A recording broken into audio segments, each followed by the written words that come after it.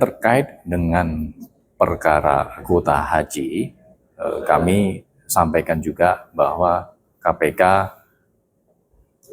akan segera menyampaikan update penyidikannya, termasuk menyampaikan pihak-pihak siapa saja yang bertanggung jawab dan ditetapkan sebagai tersangka dalam perkara ini.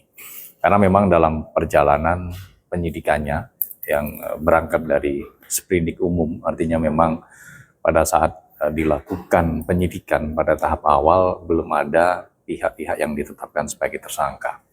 Dalam proses penyidikan tersebut, KPK telah melakukan pemeriksaan terhadap beberapa pihak, baik di Kementerian Agama, di beberapa lembaga terkait ya seperti BPKH, kemudian penyidik juga melakukan pemeriksaan pemanggilan saksi, permintaan keterangan kepada pihak-pihak di asosiasi ataupun di Biro Perjalanan Haji. Untuk apa? Untuk melihat konstruksi perkara ini secara utuh. Bagaimana diskresi terkait dengan splitting atau pembagian kuota tambahan yang kalau kita merujuk pada undang-undang ya, pembagiannya adalah 92% reguler dan 8% khusus. Namun kemudian fakta dalam perkara ini adalah dibagi 50%, 50%. Nah, ini seperti apa kronologi dan juga motif-motif yang kemudian mendorong untuk dilakukan diskresi atau kebijakan pembagian kuota tambahan ini menjadi 50-50.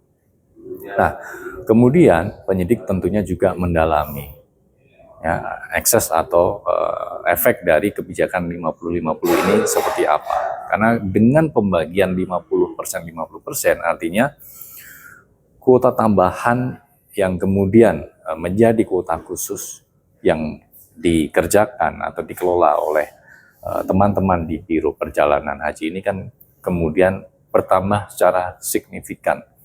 Yang tadinya 8% ya, atau sekitar 1.600 kuota, kalau dari total kuota tambahan 20.000, kemudian meningkat secara signifikan menjadi 10.000, artinya ada selisih 8.400 ya. Tidak berhenti di situ, kemudian KPK juga menemukan adanya dugaan aliran uang ya dari Biro Perjalanan ini kepada pihak-pihak di Kementerian Agama.